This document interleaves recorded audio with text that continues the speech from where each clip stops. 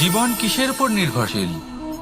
ধনের ওপর, বৈভবের ওপর, নিঃশ্বাসের ওপর? না, এই জীবন নির্ভরশীল বিশ্বাসের ওপর। বিশ্বাস নিজের ওপর, বিশ্বাস আমাদের আপনজনের ওপর। কিন্তু যখন এই বিশ্বাস ভেঙে যায় তখন মানুষের মনও ভেঙে যায়, আর তারপর সে অন্য কিছু করতেই পারে না। তখন কি করা যেতে পারে? 3টে কাজ আছে যা আপনি করতে পারেন। প্রথম, ভালোবাসা।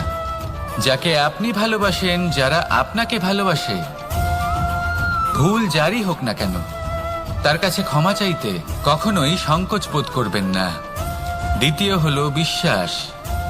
যারা আপনাকে ভালোবাসেন, আপনাকে বিশ্বাস করেন, তাদের বিশ্বাস কখনো ভাঙবেন না। তৃতীয় হলো আশা।